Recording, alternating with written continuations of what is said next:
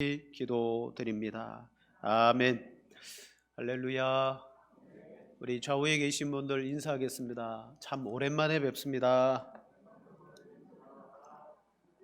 네. 이제 공식적으로 국가에서도 교회와 또 사회 단체들의 모임을 허락하겠다. 그래서 이제 편안한 마음으로 예배 드릴 수 있도록 또 하나님이 도와주시고 은혜 주신 거 감사합니다. 우리는 지난 주일 부활주일을 보냈습니다. 여러분, 부활은 예수 그리스도의 그 구속의 사역에 있어서 아주 중요한 사건이다라고 말했습니다. 부활은요, 기독교 신앙을 떠받치는 기둥과 같은 것입니다. 그래서 혹자는 말하기를 기독교를 바치고 있는 두 개의 기둥이 있는데 하나가 십자가고 하나는 부활이다. 여러분, 그 하나를 부인하게 되면 기독교는 넘어지고 말죠. 십자가와 부활은 서로 연결되어졌고 서로가 서로에 대하여 확증하는 아주 중요한 교리가 됩니다. 그런데 그러면 성경은 너무도 중요한 이 부활에 대해서 어떻게 성경은 소개하고 있습니까? 사복음서를 보면 부활의 사건들이 등장하는데요. 특별히 사복음서를 우리가 읽어보시면 부활은 부활 사건 자체의 기록보다는 이 부활을 목격한 사건을 중심으로 기록하고 있다는 걸 알게 됩니다. 여러분 잘 생각해 보세요. 부활 사건 자체, 즉 예수님이 이 부활에 어떻게 부활이 시작됐고 부활하는 중에 어떤 현상이 나타났고 부활의 과정은 어땠고 이런 이야기는 아무것도 없습니다. 그냥 예수님 부활하셨고 그리고 난 다음에는 여인들이 목격하고 사도들이 빈 무덤을 확인하러 가고 또 제자들이 있는 그 거처에 예수님 나타나시고 갈릴리로 고기 잡으러 가겠다고 한 그들에게 예수님 나타나시고 오늘 엠마오로 내려가는 제자들에게 부활하신 예수님이 목격되어집니다. 그러니까 성경이 말하고 있는 부활은요, 부활 자체가 아니라 부활을 목격한 사건 중심으로 이야기하고 있습니다. 여러분, 부활이라는 주제가 얼마나 중요합니까? 그렇다면 성경은 예수님의 부활이 어떤 방식, 어떤 과정으로 일어났다라는 것을 더 자세히 설명해 주는 것이 타당해요. 즉, 예를 들면 자정이 지나자 예수님의 몸에 하나님의 권능이 임하였다. 그 후에 떠나갔던 영혼이 다시 돌아오고 온몸에는 온기가 돌기 시작했다. 예수님은 입으셨던 세마포옷과 수건을 개켜 놓으시고 거룩한 옷을 입으셨다. 그 후에 나사로가 그랬듯이 돌문을 열고 나가셨다. 여러분, 부활 자체가 중요하면 이걸 어떤 과정으로 부활이 일어났는지, 여러분 십자가 사건이 얼마나 중요합니까? 그래서 예수님이 십자가에 못 박히시는 그 과정 하나하나 가상칠언이라 그래서 그 십자가상에서 외치셨던 말씀들을 성경은요 다 기록해 놓고 있습니다. 그러나 부활은요 그런 내용이 없어요. 대신에 부활하신 예수님을 목격한 사건, 그리고 그 목격에 대한 사람들, 제자들의 반응에 대해서 기록해 놓고 있습니다.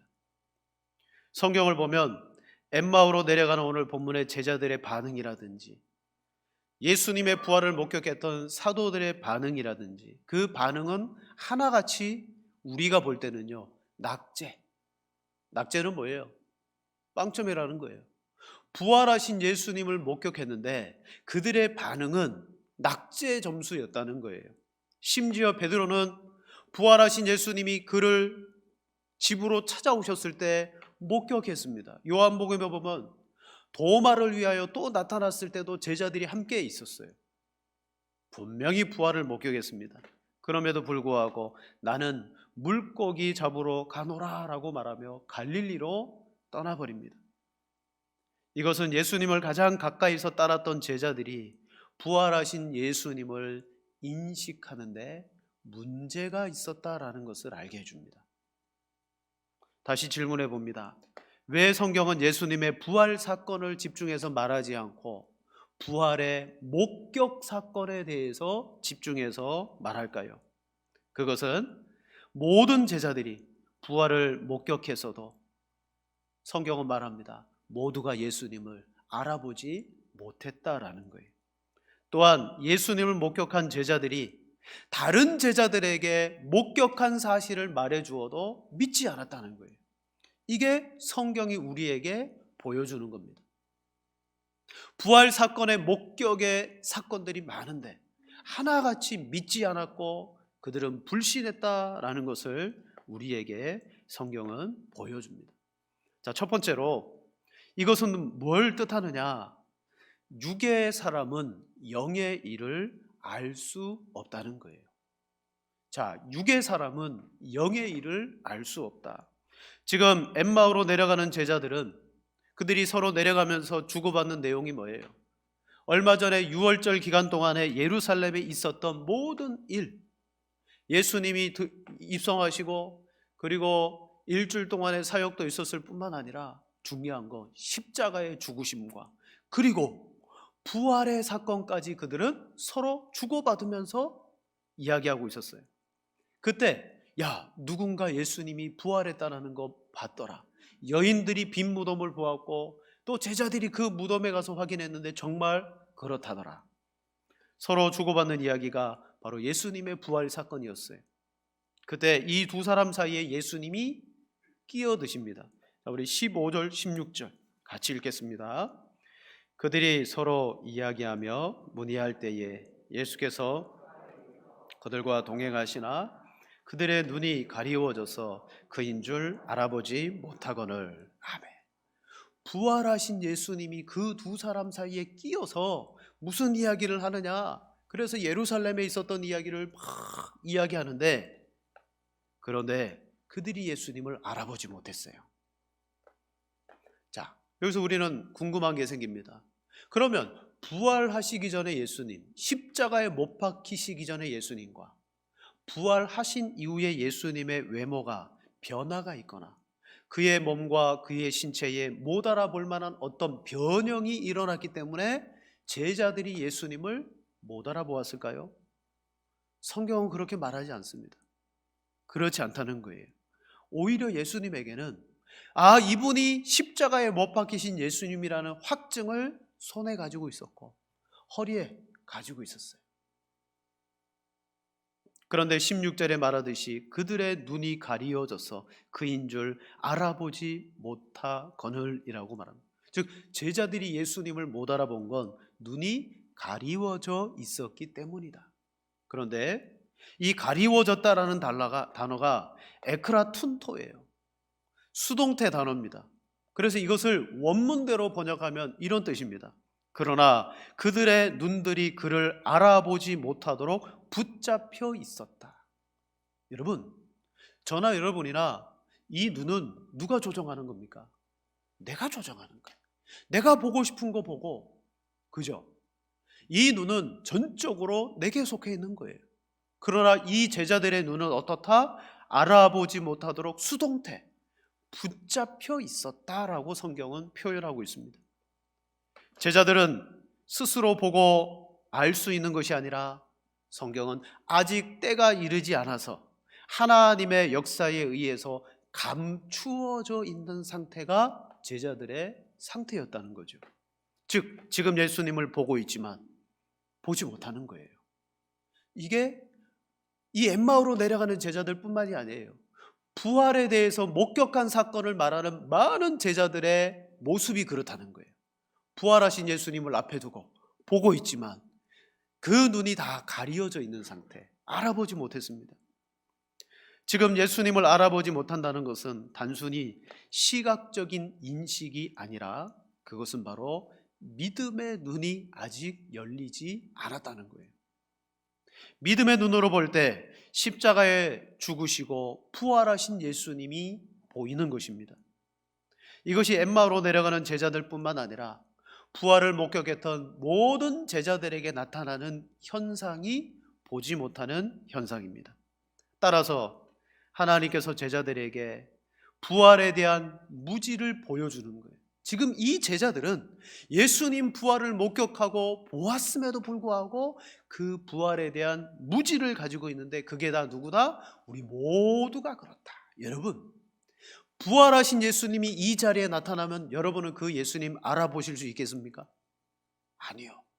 우리 스스로의 안목과 눈으로는 그 예수님을 알아볼 수가 없어요. 왜 그러느냐? 성경은 이렇게 말합니다. 자, 고린도전서 15장 44절.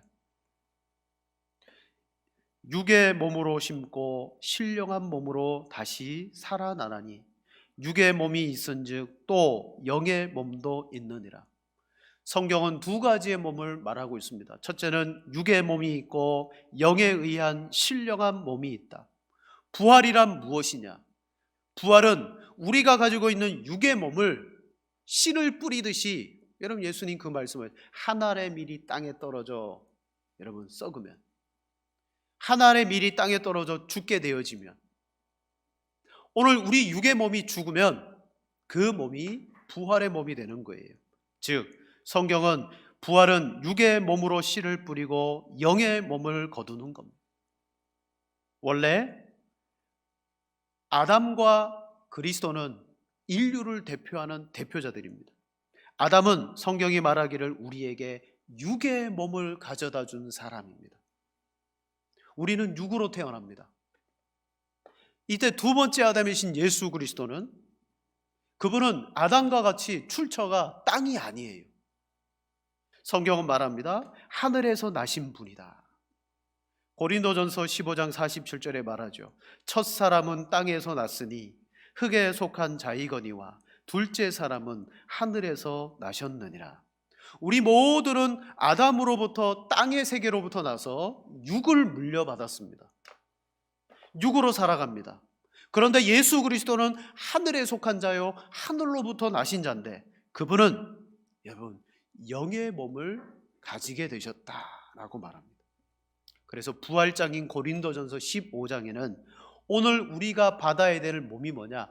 육의 몸을 가지고 있는 우리들이 그리스도의 부활과 같은 영의 몸을 가지게 된다라고 여러분 변증하고 있습니다.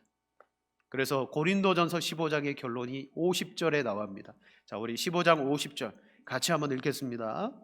형제들아, 내가 이것을 말하노니 혈과 육은 하나님의 나라를 이어받을 수 없고 또한 썩는 것은 썩지 아니하는 것을 유업으로 받지 못하느니라. 아멘.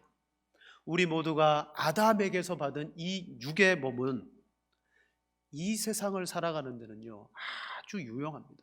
이 육의 몸은요 이 세상에 특화된 몸입니다. 그래서 세상에서 성공하는 사람들의 특징이 뭐냐면, 사람들의 육의 몸을 잘 연구해 보면요 성공하지 못할 사람이 없어요. 사람들이 어떤 걸 좋아하느냐, 사람들은 어떤 정욕을 가지고 있느냐, 사람이라는 존재의 심리가 어떻느냐, 이게 다 육의 몸에 관련된 거예요. 그래서 육의 몸을 연구하기만 하면요 성공 못할 사람이 없다는 거죠.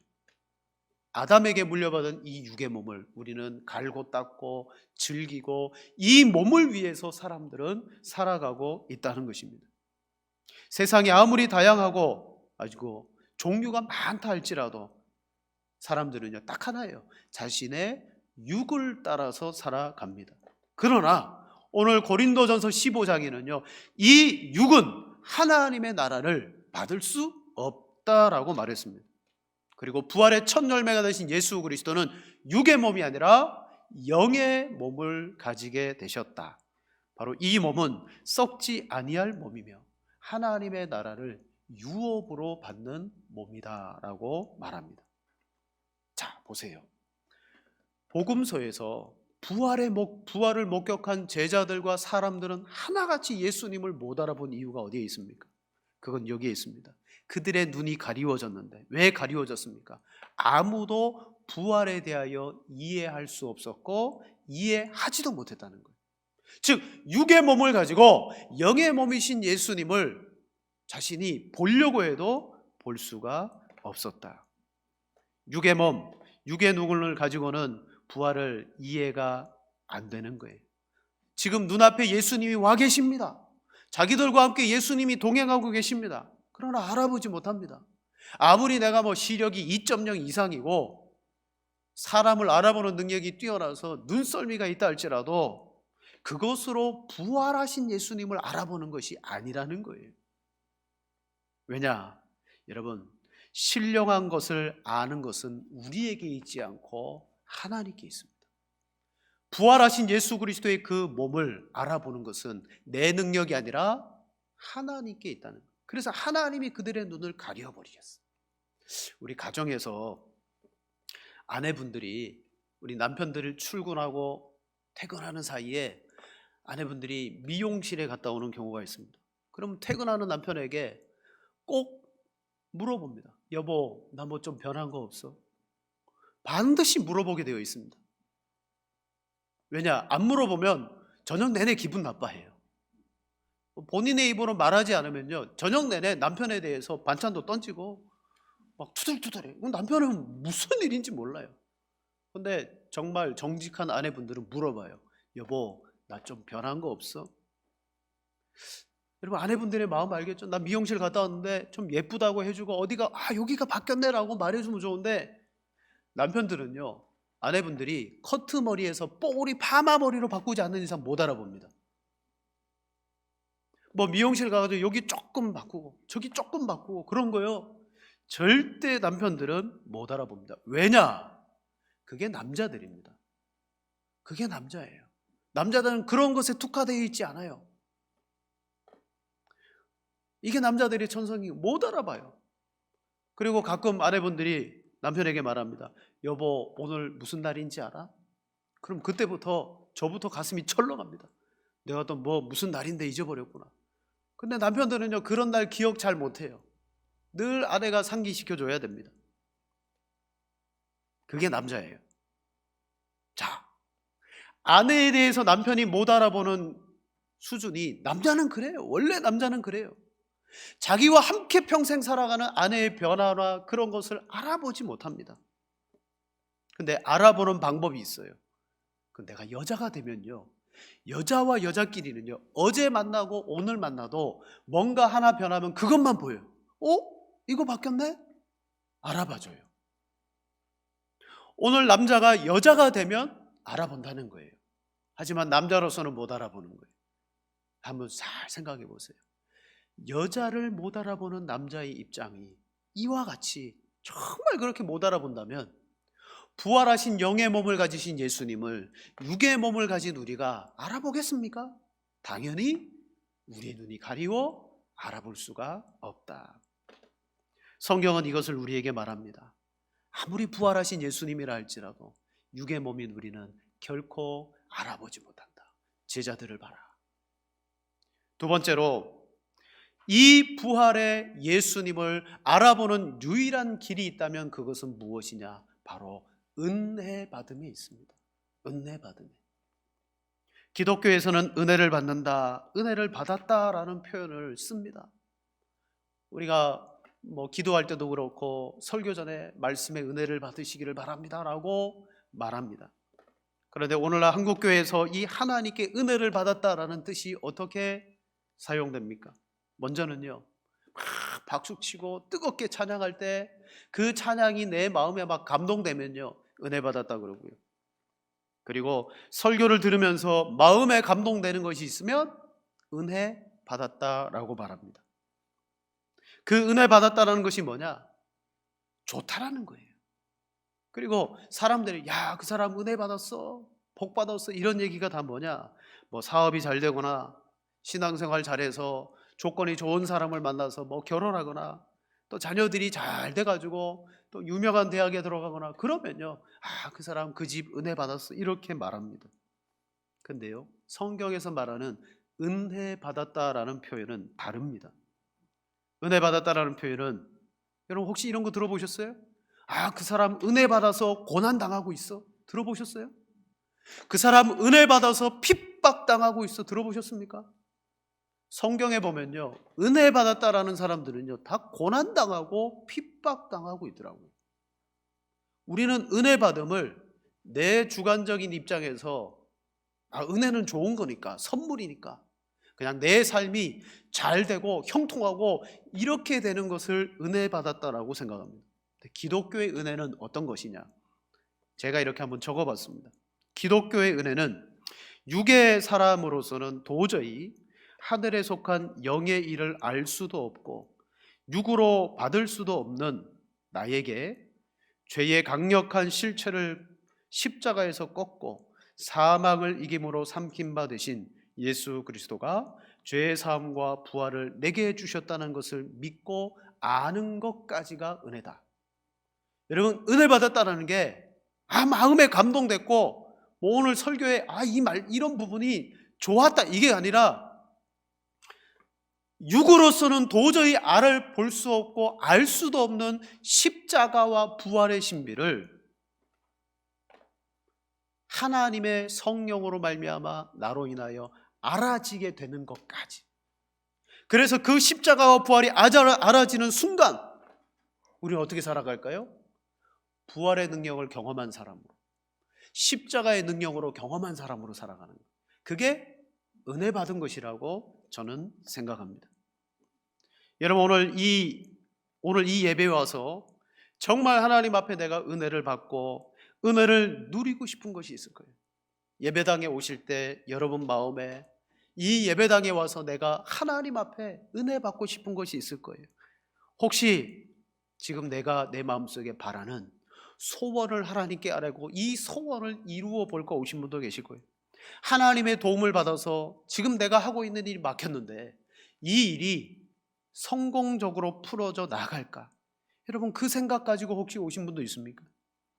가정이나 내 인생이나 자녀나 내 생업에 어려움과 고난이 있어서 그것을 오늘 이 예배를 통하여 신앙의 힘으로 돌파해 나아갈까? 여러분, 그런 생각 가지고 오셨습니까? 거기까지는 육의 생각인 거예요. 내가 할 수 있는 육의 생각입니다. 하나님께 내 모든 것 아뢰고 하나님께 내 사정 아래서 내 문제 해결 받아야지, 예배 잘 드려서 은혜 받고 문제 해결해야지, 그거는요 내가 인식하고 있는 수준입니다. 그거 교회 안 다니는 사람도 어떤 종교에 가도 다 똑같이 구하는 겁니다. 그건 은혜의 차원이 아니에요. 우리는 여전히 육의 일을 생각하는 거예요. 교회 와서도 예배 드리면서 기도의 제목 모든 것 곳곳에 다 내 인생의 문제 해결이 들어 있습니다. 우리는 육의 일을 생각하며 여전히 육의 사람으로서 예배와 이 설교와 말씀이 영의 몸과 하나님에 대하여 계시의 말씀을 여러분에게 성령으로 증거하고 있음에도 불구하고 우리의 눈이 가리워진 채 있는 경우가 너무 많습니다. 그러면서 돌아갈 때는 마음의 감동을 받았다지만 이 감동이 여러분 영원까지 이어지느냐? 아니요. 하루도 안 지나고 사라져버립니다. 또다시 세상의 육적인 문제 가운데 매여서 살아갑니다. 자, 이렇게 예배드리고 이렇게 하나님 앞에 나아갈 때 우리의 신앙생활은요 지난주나 이번 주나 똑같습니다. 똑같을 수밖에 없어요. 매번 예배드리고 돌아가지만 우리는 육의 삶을 살아갈 수밖에 없습니다. 베드로 그랬잖아요. 부활을 2번이나 목격했습니다. 2번이나 예수님이 나타나신 것을 목격했어요. 그런데도 나는 물고기 잡으러 가겠다라고 육의 일로 떠나버리고 말았습니다. 여전히 그의 눈이 가리워져 있다는 거예요. 다른 제자들도 뭐라고 말합니까? 우리도 함께 가겠다. 단 한 명도 우리 금방 예수님의 부활 목격하지 않았냐? 우리 그 주님의 부활을 증인의 역할을 하고 나가서 살아야지. 그런 제자가 한 명도 없었어요. 우리도 함께 가겠다라고 다 같이 따라가. 이게 뭡니까? 여전히 부활 앞에 육으로 가리워진 우리의 연약한 상태를 말씀하고 있습니다. 이 자리에 부활하신 예수님이 나타나셔도 저도 못 알아보고 아무도 못 알아보는 이유가 바로 여기에 있습니다. 그리고 우리가 아무리 부활을 외쳐도 그 부활의 능력을 삶 속에 우리는 누리지 못하는 이유가 어디에 있습니까? 알아보지 못하는데 어떻게 부활을 누리겠습니까?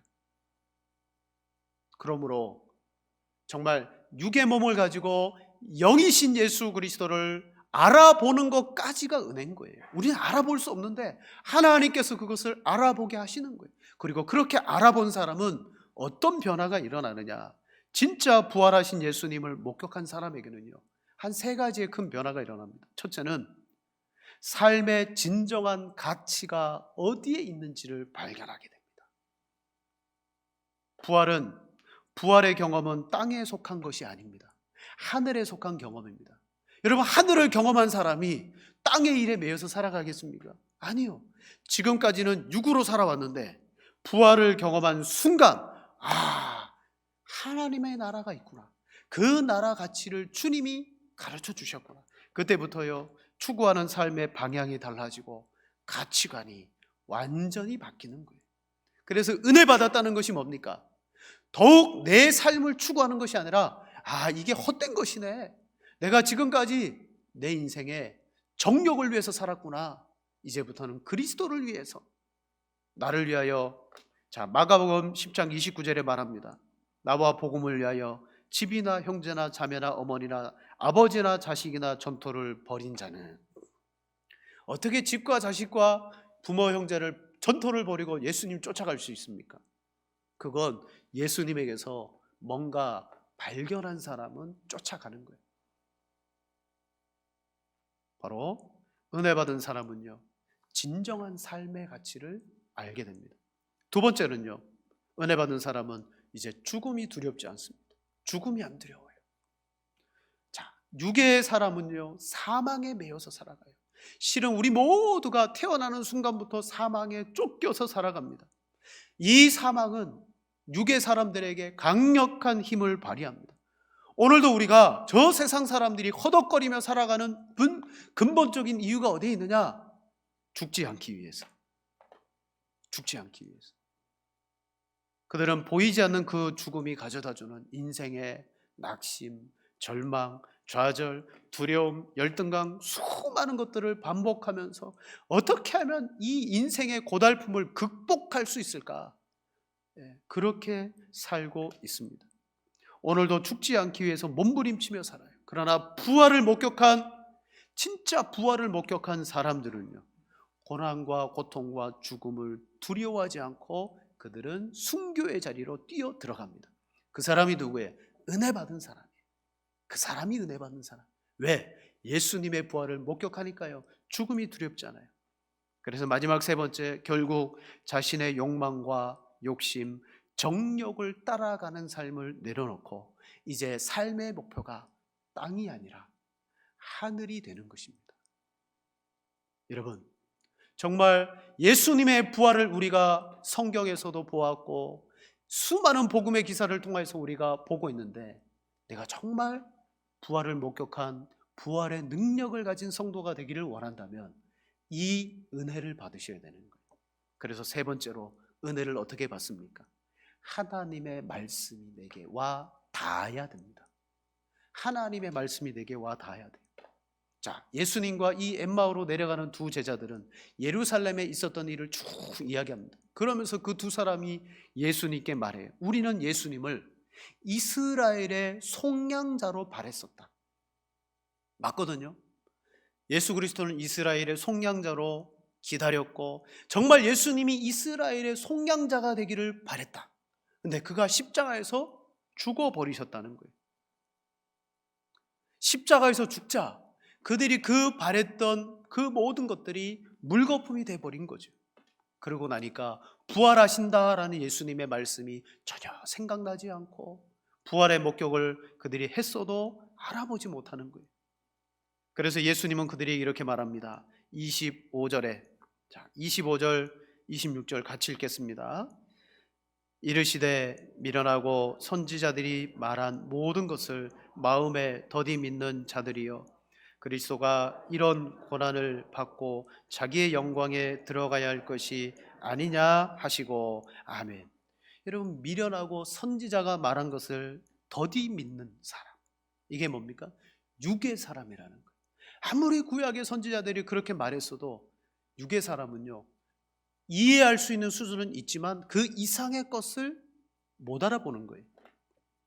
이때 부활의 눈이 뜨지 않는 제자들에게 예수님이 어떻게 하십니까? 그리스도가 이런 고난을 받고 자기 영광에 들어가야 될 것이 아니냐 하시고 27절에 이에 모세와 모든 선지자의 글로 시작하여 모든 성경에 쓴 바 자기에 관한 것을 자세히 설명하시니라. 길을 가는 내내 모세와 선지자의 글을 시작해서 이 모든 것들이 바로 자기 그리스도에 대해서 말하고 있다라고, 고난, 십자가, 부활, 이 모든 것들을 쫙 설명하셨어요. 그리고 예수님은 더 이상 가고자 하지 않으셔서 세 사람은 예수님과 함께한 이 무리는 유숙하는 곳에 들어가 그곳에 음식을 시키고 음식을 먹게 됩니다. 30절에 그들과 함께 음식 잡수실 때에 떡을 가지사 축사하시고 떼어 그들에게 주시니. 여러분, 지금까지 구약의 말씀을 통하여 그리스도에 대해서 자세하게 가르쳐 주시고, 그리고 유숙하는 곳에서 음식을 먹으며 떡을 떼어 그들에게 나누어 주셨어요. 근데 거기까지 떡을 딱 떼어 그들에게 나누어 주시는 순간 31절, 그들의 눈이 밝아져 그인 줄 알아보더니 예수는 그들에게 보이지 아니하시는지라.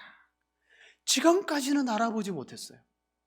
그러나 예수님이 성경의 말씀으로 그리스도에 대해서 이렇게 자세히 설명해 주고 떡을 떼어 나누어 주기까지, 그 순간 그들의 눈이 활짝 열렸어요.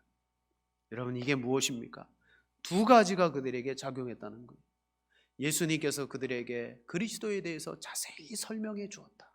그건 바로 복음, 말씀, 설교를 가리키는 거예요. 여러분, 육의 사람이 영의 신 예수 그리스도와 부활의 몸이신 예수님을 아는 것은 하나님의 은혜가 말씀을 통하여 그들에게 들어가야 되는 거죠. 물론 그들이 1차적으로 구약의 말씀을 받았어요. 받았지만 그들의 능력으로요, 그 말씀으로 그리스도를 알아보지 못했어요. 이제 예수님은 다시 그들에게 말씀을 가르쳐서 알아보게 되었다는 거죠. 그리고 하나 더 있습니다. 떡을 떼어 그들에게 나누어 주실 때라고 말합니다. 이것은 성경의 성례, 성찬을 상징하는 행위입니다. 바로 예수님께서 말씀과 성례를 통하여 그들에게 시행해 주었을 때 비로소 육의 눈을 가진 그들의 눈이 밝아졌다. 제자들의 눈이 열리는 사건은요, 여러분, 이곳뿐만이 아닙니다. 엠마오로 내려가는 두 제자들뿐만 아니라 부활의 예수님을 알아보지 못했던 그들의 눈이 열리는 사건이 또 등장해요. 자, 오늘 본문 뒤에 44절, 45절 보십시오. 44절, 45절 두 절 같이 읽겠습니다. 또 이르시되 내가 너희와 함께 있을 때에 곧 모세의 율법과 선지자의 글과 시편의 나를 가리켜 기록된 모든 것을 이루어져야 하리라 한 말이 이것이라 하시고, 이에 그들의 마음을 열어 성경을 깨닫게 하시고. 아멘. 베드로와 여러 제자들이 고기 잡으러 간다 그러면서 갈릴리로 다 물러갔습니다. 그들은 여전히 두 번이나 예수님 목격했지만 육의 몸을 가지고 예수님을 알아보지 못했어요. 그때 예수님께서 그들에게 가서 또 뭐 하십니까? 모세의 율법, 선지자의 글, 시편에 기록된 그리스도에 관한 것에 대하여 그들에게 가르쳐 설명합니다. 이에 그들의 마음이 열려 성경이 깨달아졌다. 눈이 밝아져 예수님인 줄 알아보았다. 마음이 열려 성경을 깨닫게 되었다. 이게 뭡니까? 드디어 육의 사람이 영의 몸이신 예수님을 알아보고 이해하고 드디어 목격하게 되었다는 거죠. 오늘 우리 신앙생활하는 성도들 여전히 육의 몸을 가지고 신앙생활하고 육의 능력으로 신앙생활을 할 때가 많아요. 나름대로 그래도 그들에게는요, 육의 몸이라 할지라도 내가 열심히 하면 뭔가 이루어지겠지, 교회 안에서요 육의 몸을 가지고 열심을 내는 사람들이 참 많습니다. 그런데 결정적인 순간에 그들이 문제를 일으켜요. 뭐냐? 믿음으로 행해야 될 때, 이건 정말 하나님이 역사하실 일이다, 우리 하나님께 맡기자라고 말할 때, 아닙니다, 우리가 해야죠. 믿음이 아닙니다. 기도가 아닙니다. 거기에서 탁 막히게 돼요. 육의 사람은요 영의 일을 이해하지 못하는 거예요. 하지만 어떤 어려움과 고난이 와도 부활의 영의 몸이신 예수님을 목격하고 하늘에 속하신 예수 그리스도를 말씀을 통하여 성례를 통하여 은혜 받음, 십자가와 부활까지 알아지게 된 진정한 성도는요, 바로 육의 수준이 한계가 있지만 뛰어넘습니다. 하나님이 하실 거다. 기도해보자. 우리 믿음으로 나가자. 이게 뭡니까? 보이지 않는 하나님의 나라를 믿고 의지하게 된다는 거죠. 말씀을 마치겠습니다. 성경은 왜 예수님의 부활 자체 너무 중요해요. 십자가 너무 중요하니까 그 세세하게 십자가를 설명하잖아요. 부활 중요하지 않아서 건너뛰었습니까? 아니요. 중요함에도 불구하고 그것보다 성경의 관점은 부활을 목격하지 못한 제자들에게 관점을 가지고 있어요. 그게 바로 우리들입니다. 신앙생활하지만 예수님을 바로 알아보지 못하는 우리의 신앙의 삶. 무엇이 필요합니까? 저나 여러분이나 정말 은혜가 필요한 거예요. 육의 사람이 생각하는 은혜 아닙니다. 예수 믿고 잘 돼야지. 여러분, 겉모양은 영의 사람 같죠. 끝에는 잘 돼야지 육의 것을 추구하는 거예요. 하나님의 은혜가 여러분에게 임하기를 간절히 축복합니다. 오늘 우리가 어떤 신비한 체험, 그게 아니에요. 여러분, 옛날에 부흥회나 여름에 수련회 가면 가끔 강사들 그런 이야기 합니다. 오늘 여러분 예수님 만나면 여러분 인생 변합니다. 예수님 만나기 전에 내려가지 맙시다. 그럼 다 아멘해요. 그리고 예수님 만나기 위해서 뭐 합니까? 기도, 부르짖고 통성으로 기도하고 방언으로 기도하고. 근데 예수님 만나는 방법이 그거냐? 아니죠. 예수님 만나는 방법, 오늘 제자들에게 성경을 가르쳐 그들의 눈을 열어 보여주실 때, 그게 비로소 육의 사람인 우리가 은혜 받고, 그게 바로 건강하고 바른 믿음의 신앙이 되고, 기도는요, 이 깨달아진 하나님의 말씀이 내 삶 속에 나는 이룰 수 없어요. 그걸 이루어 가도록 하나님의 은혜와 도움을 구하는 것이 기도가 되어져야 될 줄로 믿습니다. 아무리 하나님 기도하면서 나를 만나달라고 그래도 어떤 신비적인 체험으로 예수님과 하나님을 만나게 될 때 그 사람이 말씀으로 신앙이 이어지지 않으면요, 왜곡된 신앙으로 빠질 수밖에 없는 것을 많이 보게 됩니다. 자, 오늘 우리 육의 사람이 하나님의 은혜를 받아야 됩니다. 이 말씀 듣고 하나님 앞에 말씀 붙들고 기도하며 씨름하십시오. 정말 십자가와 부활하신 그 예수님이 믿어졌어. 이제 내 인생의 삶이 제자들과 같이 정말 핍박당하는 것이 은혜고 예수님 믿고 고난당하는 것이 은혜라는 것을 절실히 알게 주옵소서. 바른 믿음과 신앙 가지시는 여러분 되시기를 축원합니다. 이 시간 우리 합심으로 기도하겠습니다.